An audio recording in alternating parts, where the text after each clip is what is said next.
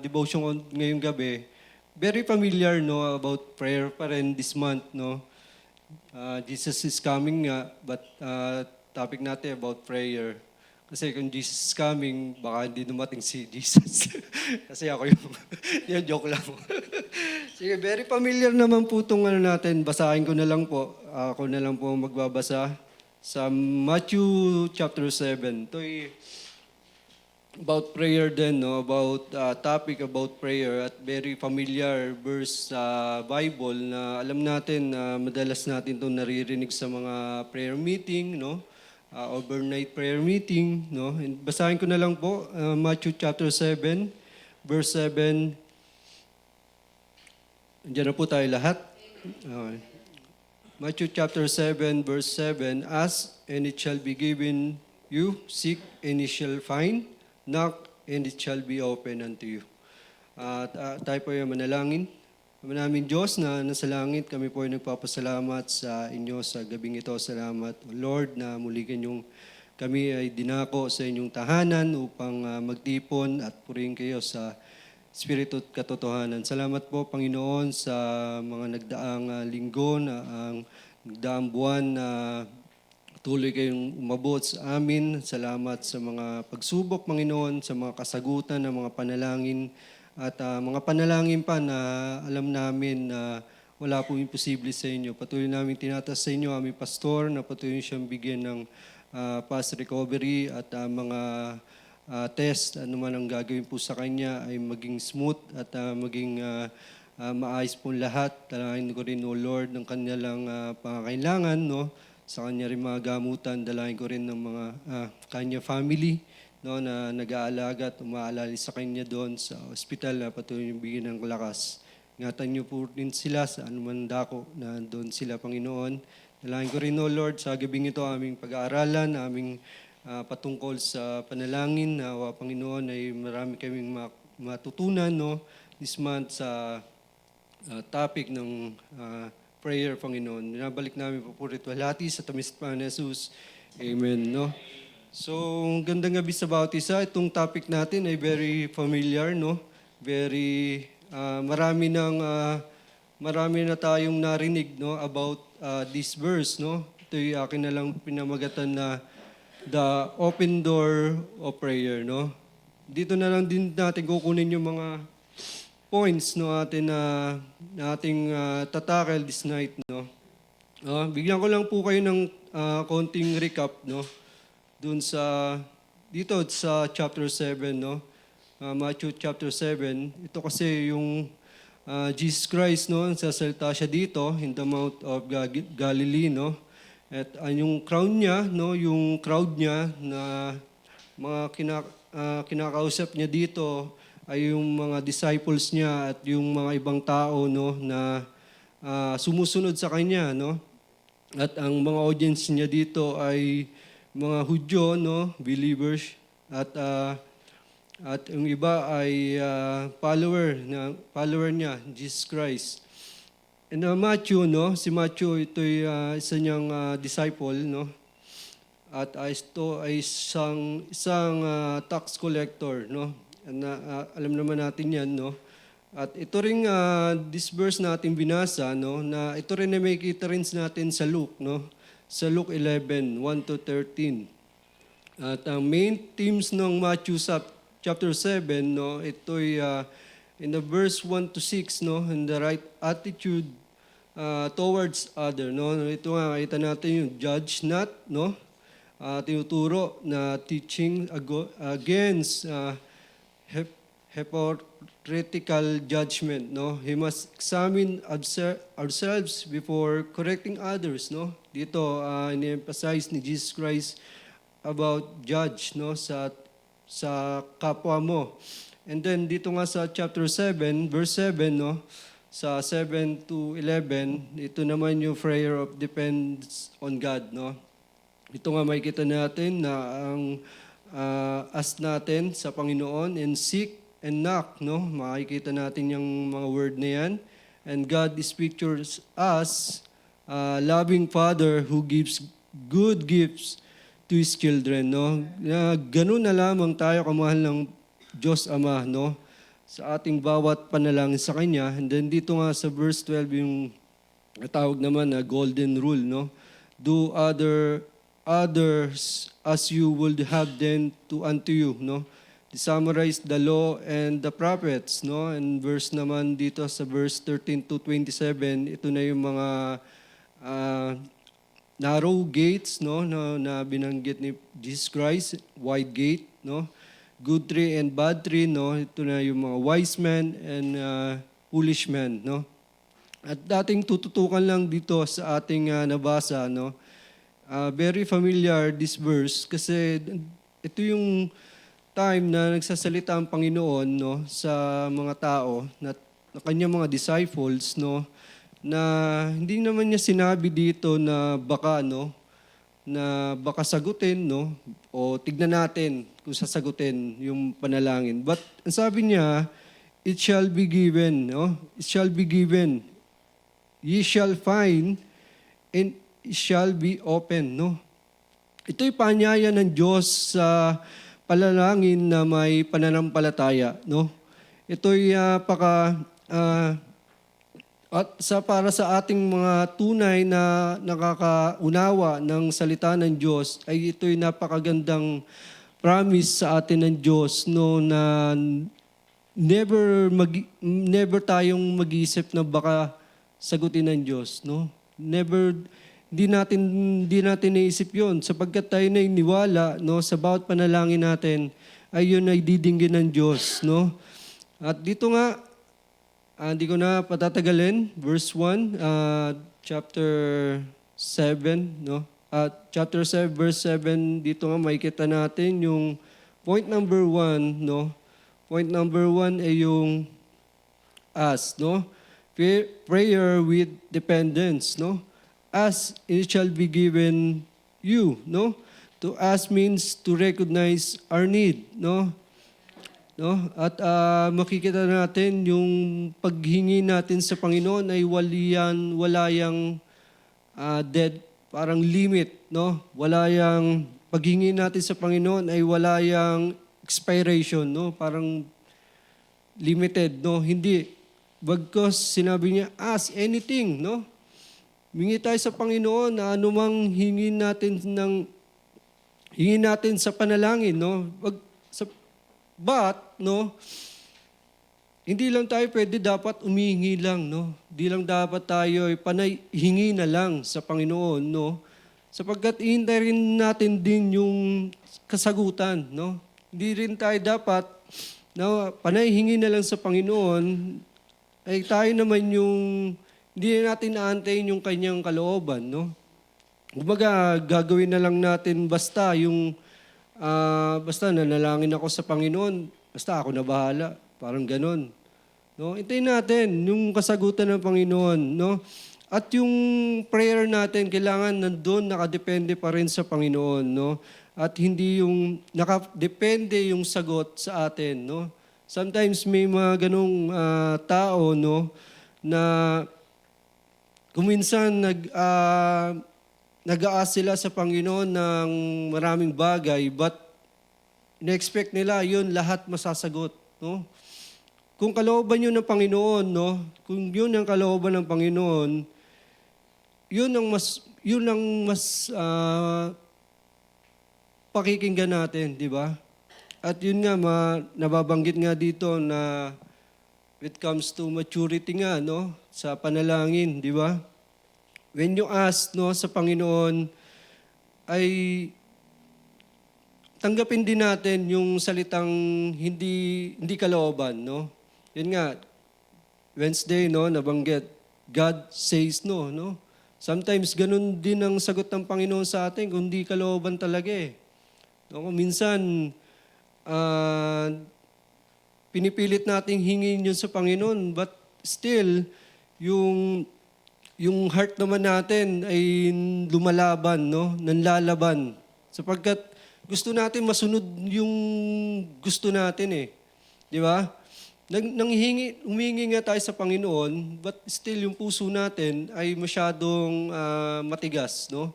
Kumbaga parang hindi tayo admitted na na hindi yun kalooban ng Panginoon minsan sa ating mga Kristiyano. At yun yung mga nakakalungkot, no, na nangyayari kumbaga nagsawa ka na sa panalangin sa Panginoon, sometimes yung kasagutan ng Panginoon hindi nangyayari, nagsasawa ka na, no? Nagsasawa na tayo na manalangin sa Panginoon na yun ay matutupad, no? Dito nga sa ating basahin natin sa James 4:2, ye have not because ye ask not, no? Sapagkat wala nga tayo, di ba? Kailangan hingin natin yun sa Panginoon. Kumbaga wala tayong karunungan, no? Sa kanyang salita, no? Hingin natin sa Panginoon, no? Kung wala tayong lakas sa pag-share ng Word of God, hingin natin sa Panginoon, no? Ang Panginoon naman ay hindi yan madamot, no? Basta yung gagawin mo, kalooban niya, di ba? Parang gusto mo sumama Saturday, no? Panalangin mo sa Panginoon, bigyan ka ng lakas, no? At bigyan ka ng pag-iingat din. Siyempre, hindi na rin ganun kaganda yung kapaligiran, no? Sa mundong to, no? Hindi na rin ganun talaga, di ba? Yun nga, na-testimony na marami ng mga scammer, no? Marami ng nambubudol, no?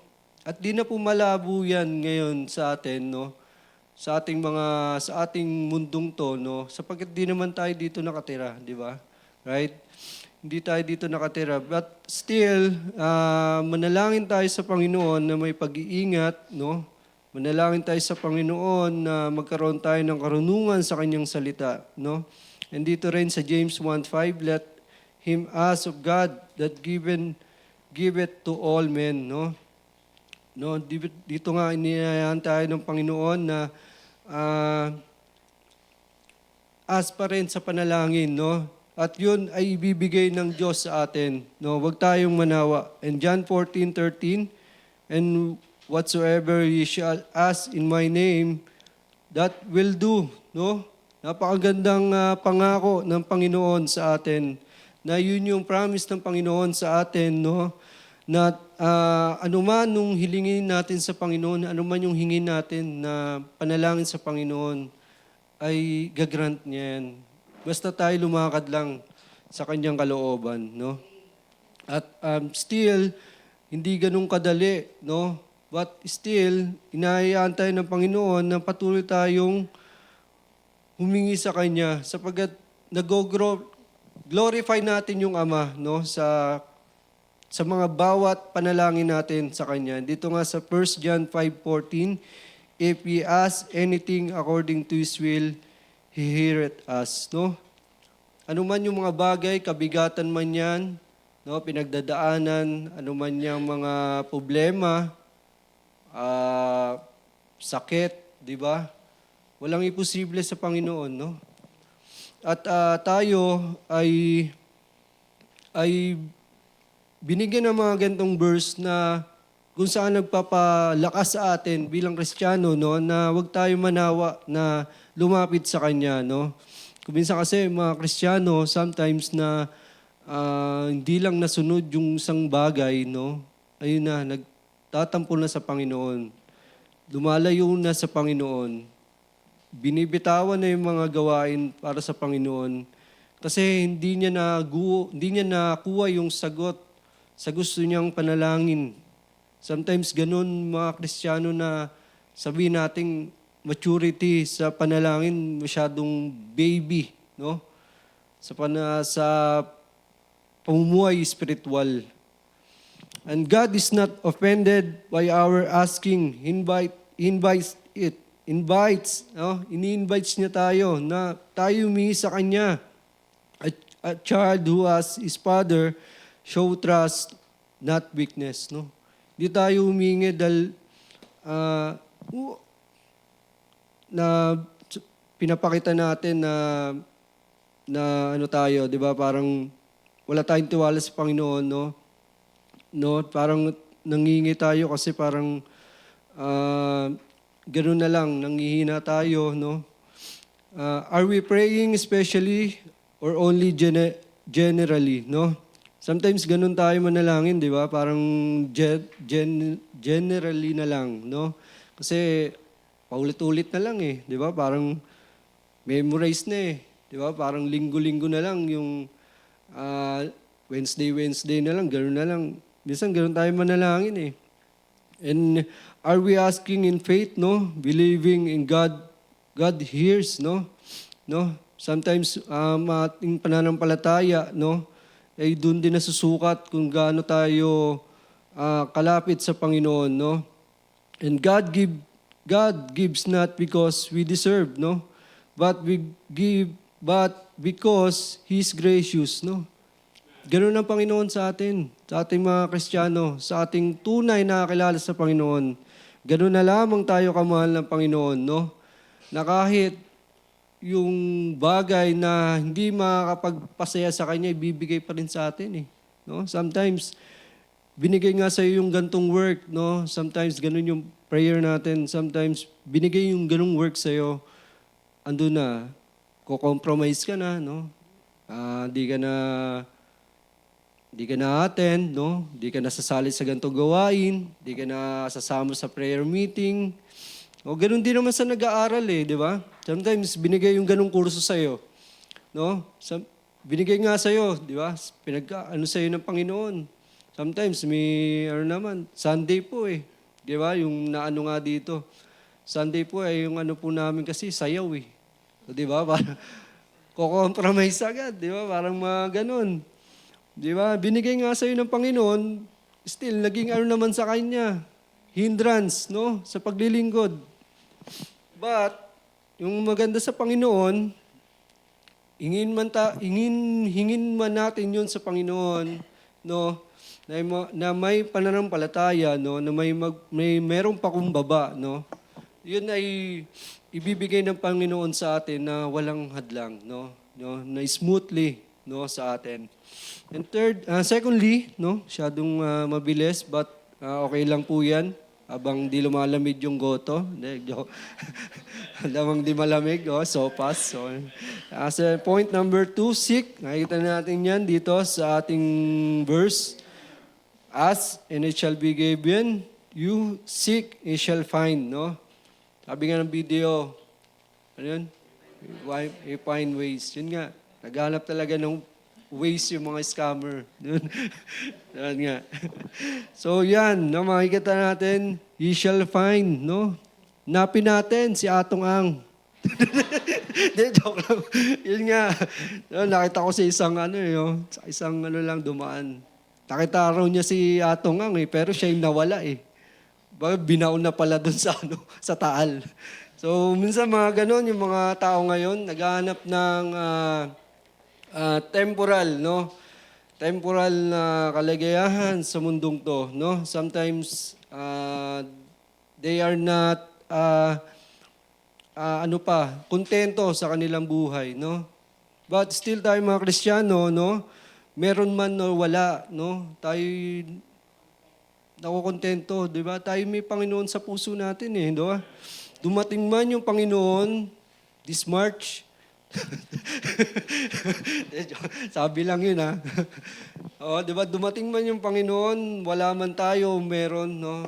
Pagka tayo patuloy na nananampalataya sa Kanya, no? Ay napakasarap na noon, no? Na kunin niya tayo or dumating siya na kunin niya tayo. Ano? Dito nga sa point number 2, seek faith with pursuit, no? Faith with pursuit, seek and ye shall find, no? Seeing goes beyond asking, no? It involves effort, no? Persistence, no? And desire, no? Hanapin natin yung kalooban ng Panginoon sa kanyang mga salita, syempre, no? Kung tayo tunay ng mga Kristiyano, no? Tayo nananalangin sa Panginoon, yung kalooban niya, no? Na makita natin, syempre yung unahin natin yung kanyang salita, no? Jeremiah 29:13, ye shall seek me and find me when ye shall search for me with all your heart, no? Ito ay napakasarap din na memory verse, no, sa ating mga Kristiyano, no. Kumbaga, kasi kung minsan tayo mga tao, no, na nawawalan na ng, kumbaga, yung nawawalan ng pag-asa eh. Kung minsan, inuuna yung ibang tao kaysa yung Panginoon, no. Kung minsan yun nga, minsan ganito na wala kang budget, no. Minsan, no, ang iisipin mo agad yung 5-6, no. 5-6, yung apps na nagpapalending, parang ganon, di ba? Parang sometimes yung minsan tayo nako-corner na rin kasi kuminsan nung mga problema, no, hindi natin maitatanggi, no, na kung minsan kailangan na nating ganito maghalughog, no. Ang tagal naman ng sagot, no. Sino ba pwede kong kulitin, ganun. Parang mga ganung bagay. But still tayo, bilang mga anak ng Diyos, no, patuloy, ang unahin nating hanapin yung Panginoon, no. Patuloy nating hanapin yung kalooban ng Panginoon kung yun ba'y sasagutin ng Panginoon, no.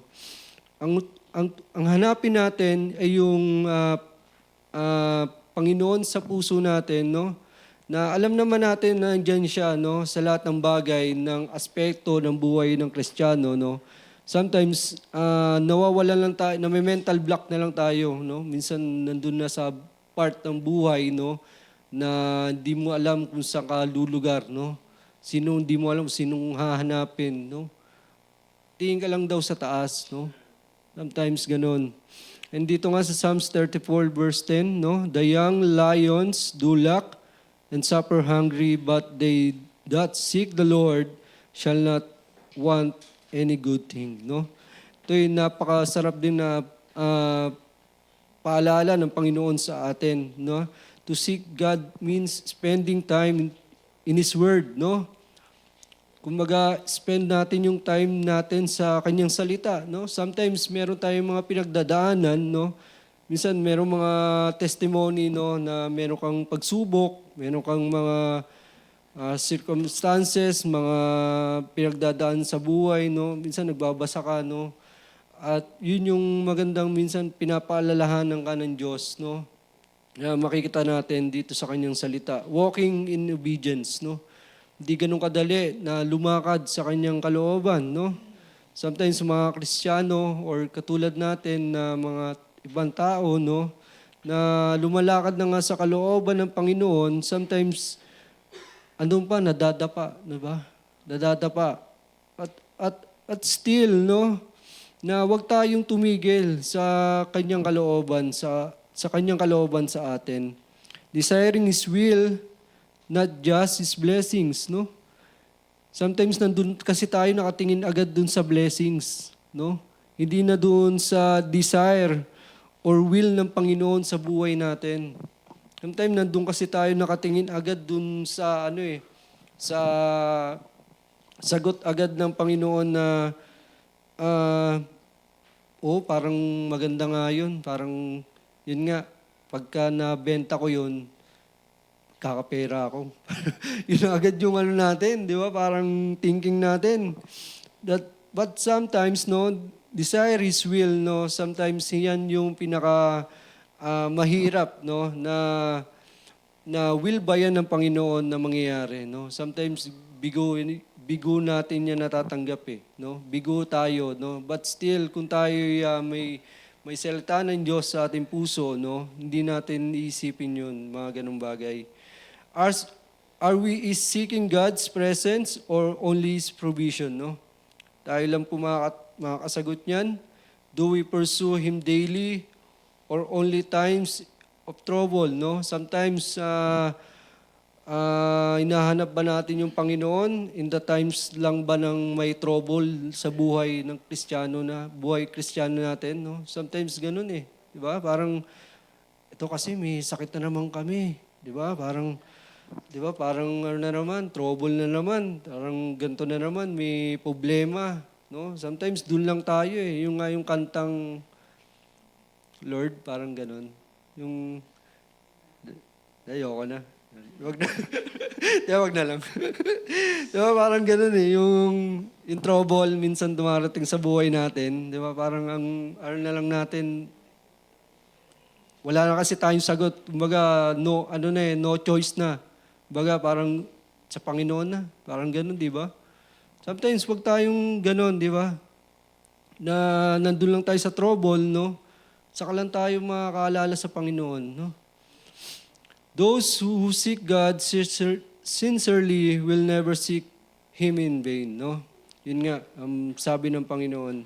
And then thirdly, alam ko yung mga mata nyo ay nakatingin na sa mukha na akong sopas. Di ba? Ito na, thirdly, knock, no? Kumbaga, nabalitaan, no? Baptist, na nakatuklas kung nasan si Atong Ang, no? Trending yun, di ba? Baptist, di ba? Kumbaga, may naghahanap ng 10 million. So, yun. Thirdly, knock. Dito po sa ating last point, dito, knock and it shall be open unto you, no? Katukin natin yung mga bahay-bahay, baka nandyan si Atong. Diba? Perseverance with expectation, no? Knock, it shall be open unto you, no? Kumbaga, huwag tayong magsawa kumatok sa Panginoon. Kasi yan yung natin, lakas natin, di ba? Yan yung parang wala tayong ibang pupuntahan, di ba? Kundi ang Panginoon. At huwag tayong tumigil na kumatok, di ba? Sa kanyang tahanan, di ba? Kasi nga, dun nga, pag nandun na tayo, di ba? Kakatukan kaya tayo ron. Yeah, may sarili tayo dung mansion, di ba? Sabi sa Bible. But still, no, dito pa lang sa mundong to, no, na pagdadaanan natin yung mga problema, no, na pagdadaanan natin yung mga pagsubok, huwag tayong tumigil sa Panginoon, no. Huwag tayong tumigil na kumatok sa kanyang tahanan, no. Kasi alam naman natin yung kanyang tahanan ay palaging bukas sa atin, no, para sa ating mga Kristiyano. No, Luke 18:1, men ought always to pray and not to faint, no? Sometimes God delays, no? Not to deny but develop our faith, no? Sometimes, no? Ay niisip natin delay yung sagot ng Panginoon eh, no? Minsan sometimes deny, no? Ang masakit pa doon, deny yung sagot ng Panginoon sa iyo. No? Siyempre, yun yung foundation na pinapatatag yung natin, yung pananampalataya natin sa Kanya, no? Na wag tayong tumigil na kumatok sa Kanya, no? Wag tayong tumigil na kausapin siya, no? Sa kanyang lugar, no? Sa langit, no? And Luke 18:9-10, no?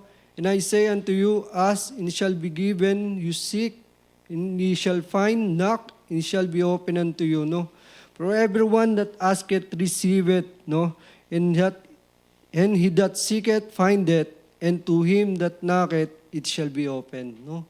Napakasarap basahin ng Panginoon, no? Ang sarap basahin nung kanyang mga gantong talata, no? Na sa ating pinangako, no? Ang sarap iyakapin, no, ng mga gantong promise ng Panginoon sa atin.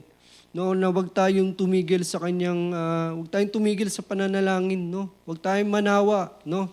Sometimes may mga taon na inaabot, no. Taon, buwan, no. Wag tayong manawa sa panalangin, no. Dito don't stop knocking because the answer seems late, no. Minsan yung panalangin natin, ang tagal ng sagot, no. Marami ng gantong words, no, na narinig tayo dito sa pulpit, no. Keep praying even when silence feels, no. God's open doors at the right time, no. Not just the past time, no. Sometimes gusto natin agad-agad yung mga sagot ng Panginoon sa buhay, no. Sa buhay natin, eh. No, conclusion, as with faith, no. Seek with your whole heart, no? Knock with perseverance, no? Jesus ends with this promise with assurance, no? Sa Matthew 7:8, no? For everyone that asketh, receiveth, and he that seeketh, findeth, and to him that knocketh, it shall be open, no? This is not a promise for a few, but for everyone, no? Hindi lang to promise sa ibang tao na hindi lang to inilagay lang Panginoon dito sa kanyang salita, but ito'y promise ng Panginoon sa atin, yung tunay tayong nananampalataya sa Kanya, no? What do you need to ask God for today, no? Ang dami nating question, no? Ang dami nating gustong hingin sa Panginoon. What do you need to seek Him about, no? What door have you almost stopped knocking, no? Tayo na ba'y tumigil na ba na kumatok sa Panginoon, no? Tayo na ba'y tumigil na manalangin sa Panginoon, no? Don't quit praying, no? Don't quit, no? Don't quit praying. Lalo sa ngayon, sa panahon natin ngayon, no? Na hindi maganda yung paligid, hindi maganda yung nangyayari, no? January pa lang, pakiramdam mo, parang half year na eh. Di ba? January pa lang, parang bigat na bigat ka na. Di ba?